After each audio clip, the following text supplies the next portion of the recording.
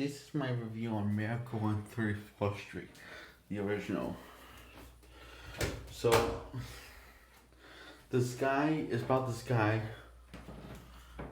who is seems to be kind of whack in the head and thinks that he's Santa Claus.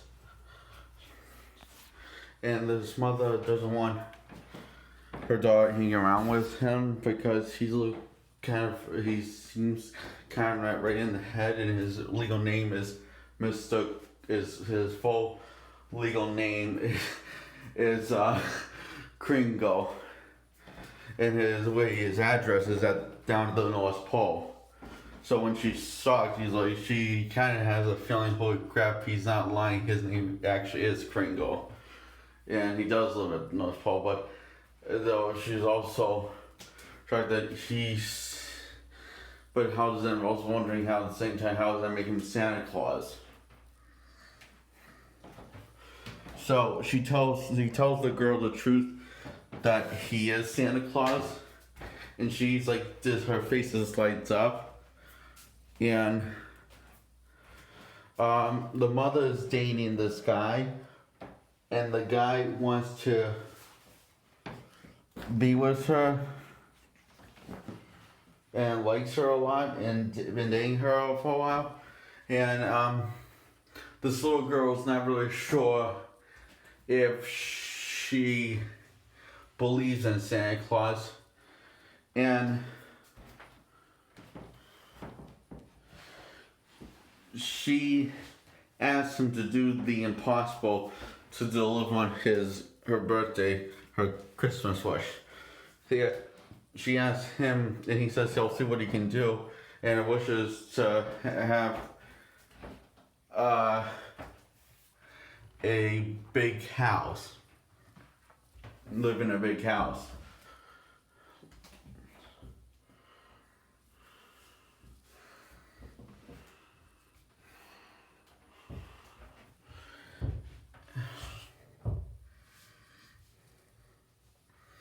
And Santa Claus works at this.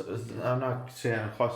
Mr. Kringle works his mom in the Santa Claus costume, and he's telling all the parents on the right price, the fair price, and to getting the kids Christmas, getting what they want, the kids what they want for Christmas. He points parents in the cheap places, and wherever the parents can get a more affordable price instead of at the store. The superior wants them. See, his bosses wants them to sell the stuff at the store but Mr. Kringle did really not do the right thing and getting the parents pointing them in the right direction. And he doesn't see anything wrong with that. He's not trying to be mean or anything. He's just believes on making kids happy. And all the kids seem to love him. And there's one girl that's Dutch. Can't speak English. She just wants to sing, and he starts speaking Dutch out of nowhere.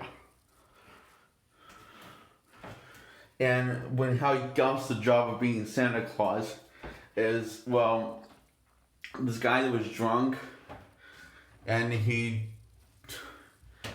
tells this girl who is the main character and plays a key part in the story, tells the Santa Claus drunk, and she wants him to take his place because he looks so much like Santa Claus, and he just say to himself, the children must not be disappointed. And he says, I'll do it.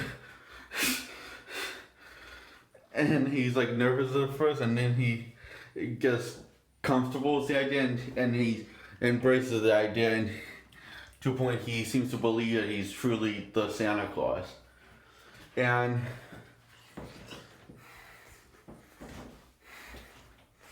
So he becomes friend with a kid that likes being Santa Claus and likes making kids happy. And you assume that he takes advice from a guy who's not a psychiatrist or a therapist. He's just to listen to Beals. He takes advice from people. This kid takes advice from this guy it's not his legal medical license. He doesn't have the legal medicine. He doesn't have the legal license to say what is wrong with him and to say that he was abused as a kid. That's why he likes making people happy.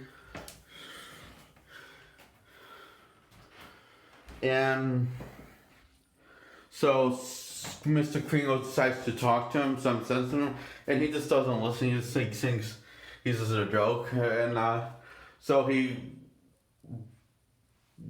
bonks him on the head with a cane. And he even told him that he was going to do it because he just wasn't listening to reason. So he gets checked in a mental institution by these guys. And even the girl who was the maid, her and her daughter know about him going to mental institution. And she goes, she's the reason why she's in there, going there. And this guy comes to see him who's dating this girl. And he had a feeling that he failed on purpose with his mental exam. Because he knows that he's actually passed his mental exam every time. And he just finds it funny how he failed this one time on. And he doesn't think that's like a real, and surprisingly, no one else thinks that's a weird coincidence that this one time he failed it. So,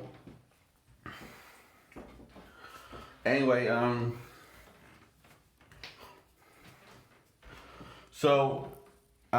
he brings him to court, Mr. Kringle, to sue this guy that he assaulted.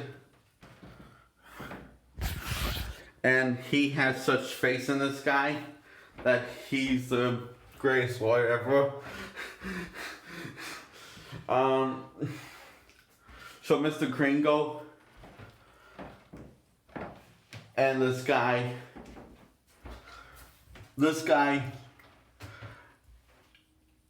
has a little trick up his sleeve to prove something to the court. And the judge's like, what are you getting at? I'm here to prove that Mr. Kringle is Santa Claus. Everyone thinks he's crazy. Even his girlfriend he says, you must have to believe in me, and just believes nothing, and it says, well, you can just forget about me then. And all was there through. Because she's in belief faith is not nonsense. It's something that they tell their children with lies. But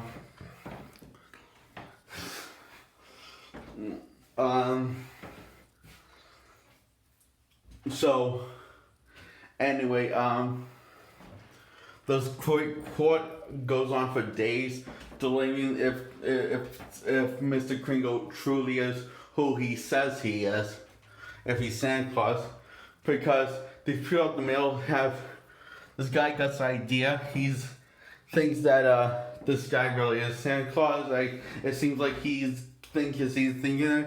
So he comes to this idea of having all the Miss Santa Claus sent to Mr. Kringle, and he says, and here's some of them, and he says, and the guy says, you want all of them? You sure? Okay, bring in all of them, boys. So stacks of letters, and he makes a point that no one, every letter goes to this man, Mr. Kringle.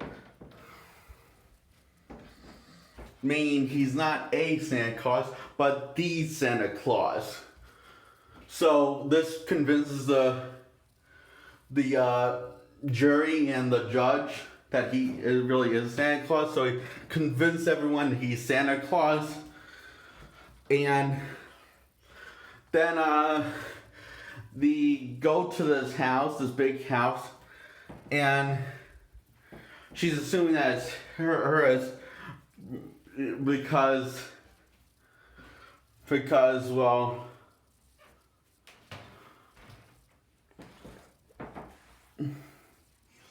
because Mr. Kringle said so. So they were going to check the house out, and they decided to just get it anyway, just make the girl happy. And then they see Mr. Kringle's cane, the chimney.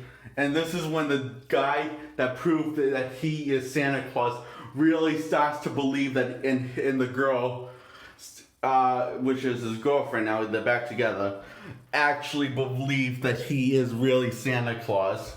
And so he realized, okay, maybe I wasn't as crazy as I thought I was. Or as foolish. And the girl says, you don't think that he really is, do you? Oh, he can't be. Could he? And he says, yeah, I'm getting that feeling. And the Santa Claus zooms in on the Mr. Kringle's cane, and while the Jingle Bells is playing. Dun, dun, dun, dun, dun, dun, dun, dun, dun, dun, dun. And that is Miracle on 34th Street. So